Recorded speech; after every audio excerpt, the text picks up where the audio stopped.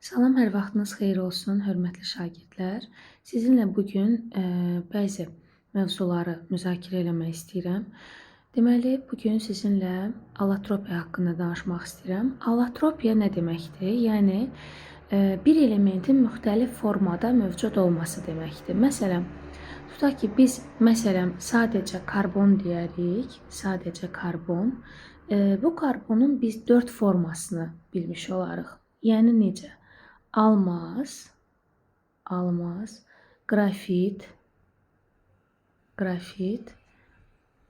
Sonra füllerin bir də karbin var, hansı ki sizin dərsliklərinizdə qeyd olunmayıb. Deməli, 4 formada mövcud ola bilər. Almaz brilyantın qaşı, yəqin ki bilirik də artıq brilyant nədən hazırlanır? Almazdan. Yəni üzüyün qaşı almaz adlanacaq və o formul olaraq sadəcə olaraq karbon şəklində yazılır. Qrafit isə sadə qələmin, karandaşın içində həmən olan o boz rəngli gördüyümüz, yəni yaza bilən qrafitdir. Yəni o da karbondur, brilyantın da formulu karbondur. Deməli, eyni element bir neçə halda mövcud ola bildi. Sonra məsələn fosfor var. Fosforun 3 forması var. Ağ, qara və qırmızı forması var.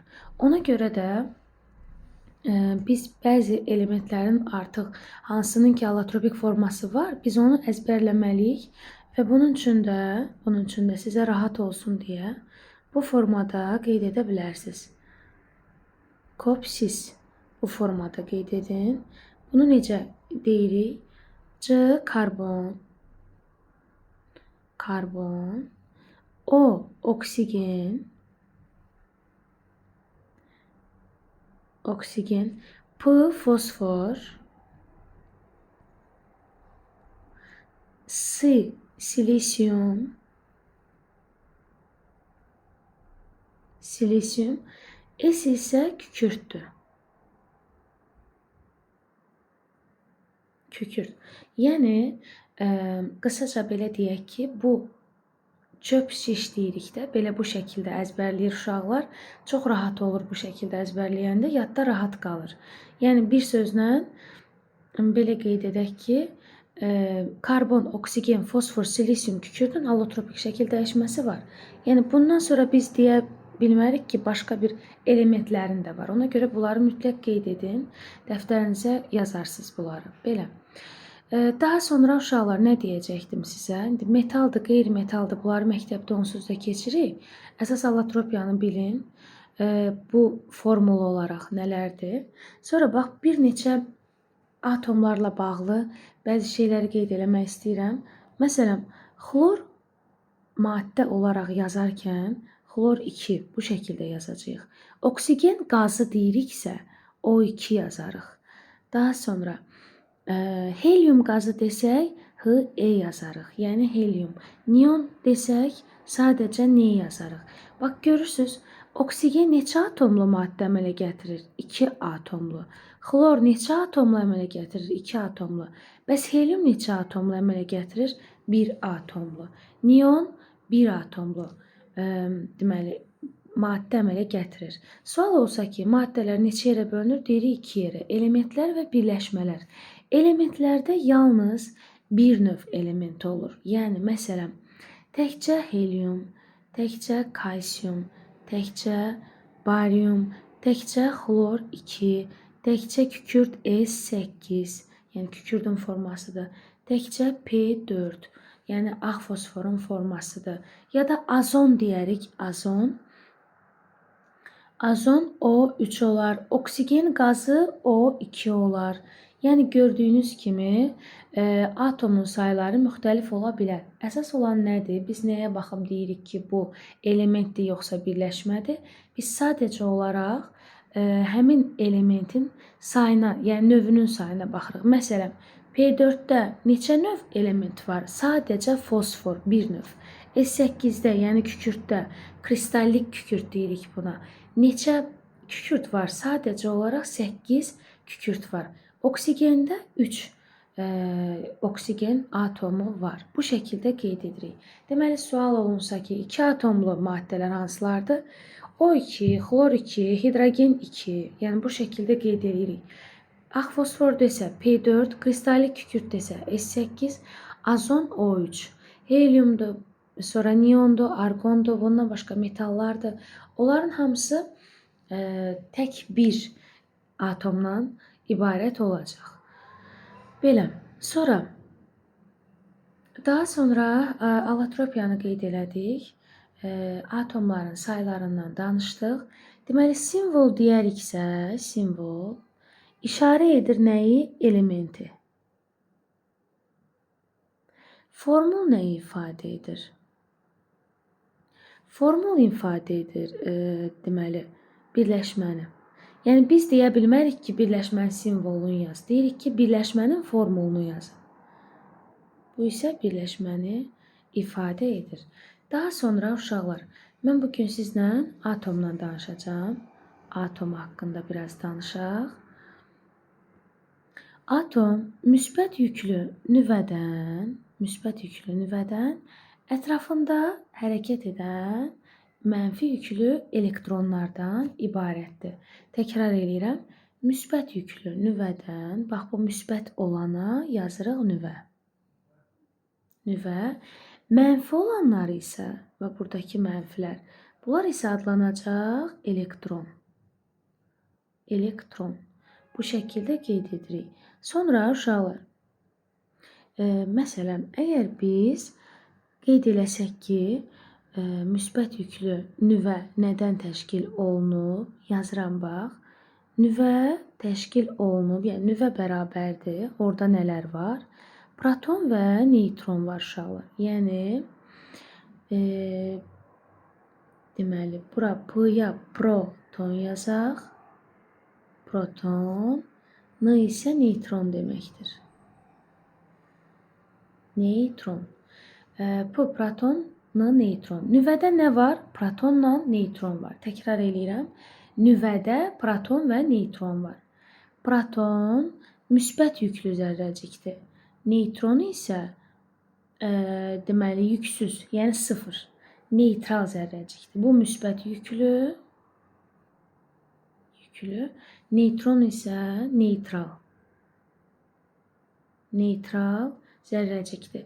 Bəs bayaq biz dedik ki, nüvənin ətrafında hərəkət edən elektronlar, bəli, nüvənin tərkibində elektron yoxdur, qeyd edin, nüvədə elektron yoxdur.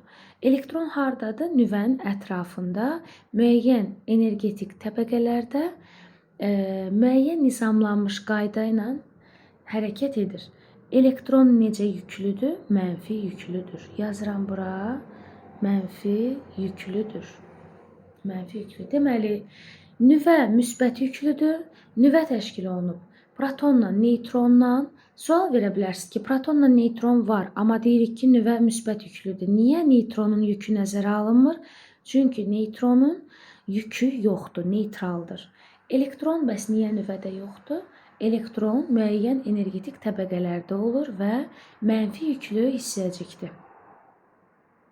Sonra, mənfi yüklü hissəcikdir dedik. Sonra nə qeyd edəcəm? Deməli, proton, neytron, elektron dedik. Bir də uşaqlar, məsələn, əgər hər hansısa bir X elementi verilsə, biz bunun protonunu, məsələn, bura yazarıq, bax. Protonunu bura yazarıq. Kütlə ədədini indi deyəcəm nədir o da. Bura yazarıq. Neytronunu isə bura qeyd edərik. Deməli, yazıram. Bax, bu 40 nədir? Kütlə ədədi. Yazıram bura. Kütlə ədədi. Kütlə ədədi. Bəs bu 20 nədir uşaqlar? Protonun sayı. Protonun sayı. Bəs bu 20 nədir? 20 isə neytronun sayı. Neytronun sayı. Deməli, sol tərəfdə aşağıda proton, yuxarıda kütlə ədədi, neytron da 20-dir.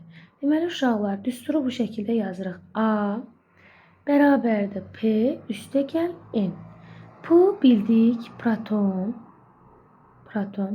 N bildik neytron. neytron. A da kütlə ədədidir burada. A-nı qeyd edirəm. Kütlə ədədi. Kütlə ədədi A nəyə bərabər oldu? Protonla neytronun cəminə bərabər oldu. Məsələn, əgər bizə verilsə ki, hər hansısa bir x-dir, protonu 20-dir, 16 da bunun məsələn neytronu var. Bizdən A-nı soruşsa, yəni bura x yazıram, 20 üstə gəl 16, 36, kütlə ədədi 36-ya bərabərdir. Əgər bizdən soruşulsa ki, bura 20 yazılsa, bura məsələn 40, bura bir x yazsam, neytron bərabərdir 40, yəni kütlə ədədi çıxılsın, bu 20. O da bərabərdir 20-yə. Bu şəkildə tapırıq. Daha sonra uşaqlar nə deyəcəm?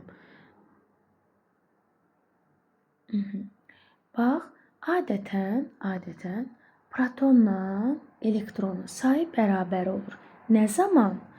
Neytral atom olarsa. Nəyə əsasən bu sözü deyirik? Məsələn, atomda 10 dənə mənfi yük varsa, 10 dənə müsbət yük varsa, cəmləyəndə nə eləyər? 0 eləyər. Yəni biz o zaman nə deyərik? Atom elektroneytral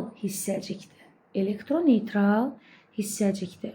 Deməli, protonla elektronun sayı bərabər olarsa, olacaq neytral.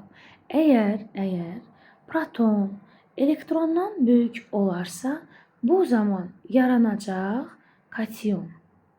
İndi deyəcəm kation nədir? Kation nədir uşaqlar? Kation müsbət yüklü hissəcikdir. Və kationda elektronun sayı protondan az olur. Məsələn, bax, yazıram hər hansısa bir x-dir. 15 müsbət 5. Bir mənalı olaraq, bax, bu protonun sayıdır. Proton, P yazıram bura. Buradakı müsbət 5 yüktür.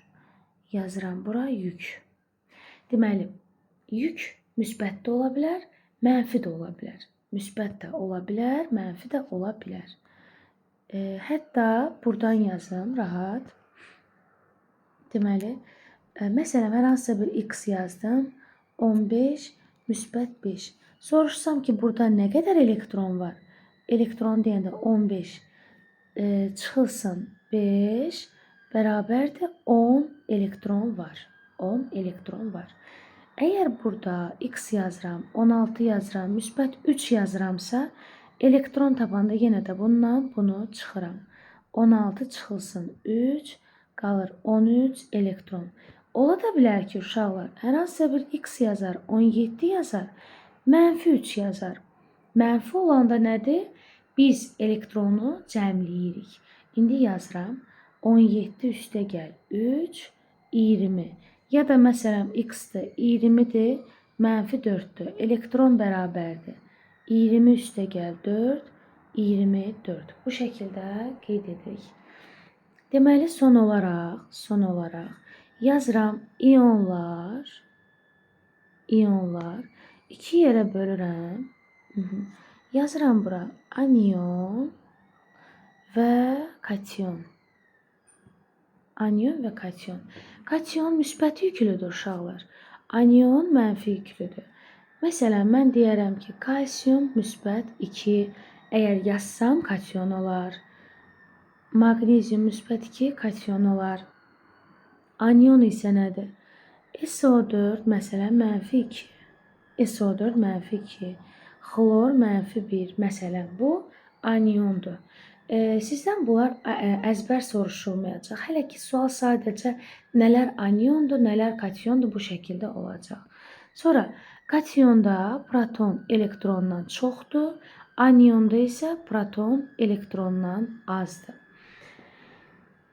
Sonra, məsələn, əgər bizə sual verilsə ki, məsələn, tutaq ki, x 9-dur və bir dənə də mənfidir. Deyilsə ki, məsələn, burada nə qədər elektron var? Tez fikirləşirəm ki, mənfi olanda cəmləyirdik, müsbət olanda çıxırdıq.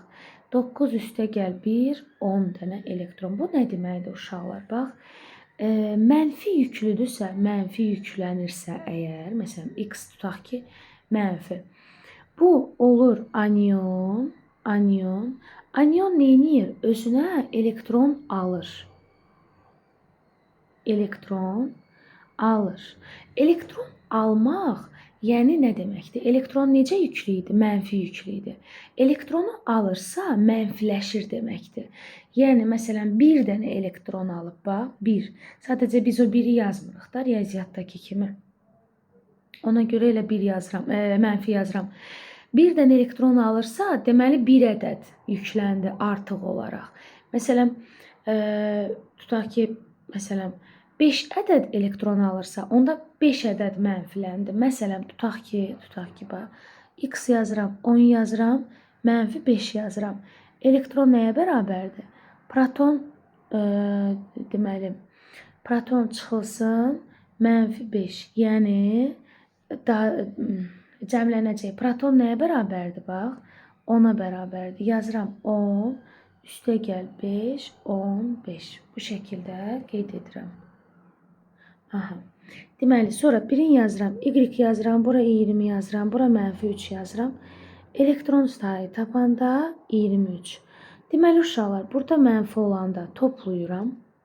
Bax, mənfi 5 idi, 15 oldu. Mənfi 3 idi, 23 oldu. Amma məsələn, x yazıram, mənfi 4, tutaq ki, bu da 16 olsa, mənfi olanda neynirdi? 16-ın üstünə 4 gəlirdi, yəni 20. Amma uşaqlar, deməli, əgər x müsbət 4 olsa, bu da 16, elektron sayı bərabər olacaq. 16 çıxılsın 4, o da 12. Qısacası uşaqlar qeyd eləyək. Müsbət olarsa çıxaq, mənfi olarsa toplayaq. Bu belə. Bu da bu şəkildə öyrənmək lazımdır. Bunların hamısını dəftərinizə qeyd eləyərsiniz. Məsələn, sual verək. Məsələn, xlor 17 mənfi. Burada nə qədər elektron var, bax. 17 ilə bu mənfini cəmləyirik. 17 üstə 1, 18 nə elektron var. Sonra məsələn, kalsium 20, müsbət 2. Nə qədər elektron var? Üstə gəldi axı, ona görə çıxırıq. 20 çıxılsın 2, 18. Sonra məsələn, alüminium 13, müsbət 3 var. Elektron 13 çıxılsın 3, 10 elektron da burada var.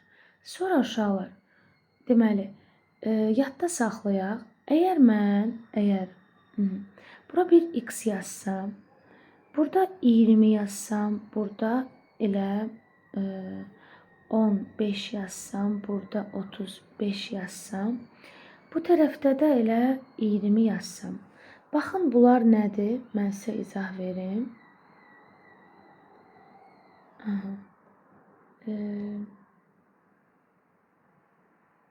Deməli, məsələn, bax, buradakı 20 protondur. Proton. Bu 35 kütlə ədədidir. Kütlə ədədi. Bu 15 neytrondur. Neytron. Bəs bu 20 nədir? Elektron sayı. Elektron sayı. Yəni, elektron sayını sağa yazırıq. İndi uşaqlar, belə bir düsturla sizi tanış eləmək istəyirəm. Əgər burada x yazsam, bura proton, bunu yazsam, yük isə sağ tərəfdə yuxarıda olur. Yük və burada elektron yazsam, yəni elektronlar bu tərəflərdə olur, yük burada olur, proton burada olur, ona görə bu şəkildə yazmışam. Düsturumuz belədir, bax. Proton çıxılsın elektron bərabərdir yük. Proton çıxılsın elektron bərabərdir yük. Gəlin bunu yoxlayaq. Görək düz deyirik həqiqətən də. X 15, müsbət 3. Məsələn, görək bu düsturda yerinə qoyaq. Protonu 15-dir, yazıram, 15 çıxaq. Elektronu bilmirəm neçədir. Yükü də ki, müsbət 3-dür. Müsbət 3. Deməli, elektron nəyə bərabər imiş burada? Elektron deməli 12 imiş ki, çıxanda versin. 12 yazırıq bura. İndi bax fikir verin. 15, bu da müsbət 3. Müsbət 3 olanda nə edirdik? Çıxırdıq. Burada da çıxmışıq 12 alınıb. Amma bu düsturu mütləq qeyd eləyin ki, birdən lazımınız olar. Bəzən biraz çətin olanda düstur tətbiq eləyə bilərik. Proton çıxılsın, elektron bərabərdir yük. Belə uşaqlar, nüvənin yükü dedik ki, protonla neutrondan ibarətdir. Protonla neutron. Nüvə təşkil olunur protonla neutrondan. Nüvənin yükü nədən asılıdır deyilsə, deyəcəyik protondan. Sonra anyonu, kationu bildik. Kation müsbət yüklü hissəcikdir. Anion mənfi yüklü hissəcikdir. İyonları bildik. Sonra kation uşaqlar, kation elektronu verir. Bax, bunu da yazın dəftərə. Kation elektronu verir. Kation elektronu verir. Anion elektronu alır. Uşaqlar, belə yadda saxlaya bilərik. K samitdir, V da samitdir. A saitdir, anion alır. Alır da saitdir. Yəni, saitlə sait. Yəni, anion idisə, yadda saxlayın ki, aha, bu alır. Kation verir. Yəni, bu şəkildə yadda saxlayırıq. Sonra, bunu da dedik, izotopu qeyd eləmək istəyirəm sizə, nə olduğunu. İzotop nə deməkdir? İzotop deyəndə, yəni, protonları bərabər deməkdir. Protonları bərabər olanlar deməkdir. Məsələn, uşaqlar, məsələn, hidrogen 3 dənə izotopu var. 1, 2, 3 bu şəkildə. Hər üçündə də 1, 1, 1 bu şəkildə yazıram. Kütlələrində fərq var. 1, 2, 3 bu şəkildə. O zaman neutron fərqlidir. 1-dən bu 1-i çıxıram 0, 2-dən 1 çıxıram 1, 3-dən 1 çıxıram 2. Bunun adı protiumdur. Siz də dəftərinizə qeyd edərsiniz bunları. Bunun adı deuteriumdur. Deuterium. Bunun adı isə tritiumdur. Tritium. Yəni, bunları mütləq qeyd edin və öyrənin. Baxın, hər üçündə də eyni nə oldu? Proton sayları eyni oldu. Proton sayı eynidirsə, biz buna nə deyərik? İzotop. Sonluğuna baxın, P. Deməli, nələr eynidir? Protonları eynidir. Proton bərabər olmalıdır. Bu da oldu izotoplar haqqında. İyon da dedik.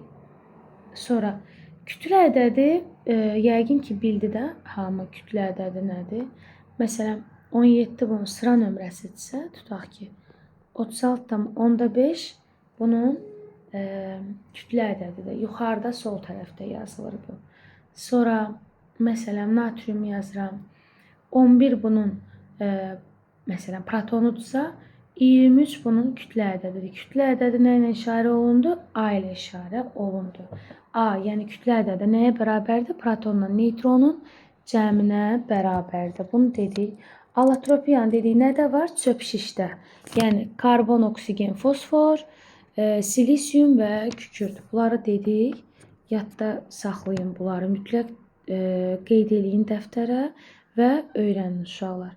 Mən sizə bir şey də son olaraq deyəcəm. Onunla da yekunlaşdırıram.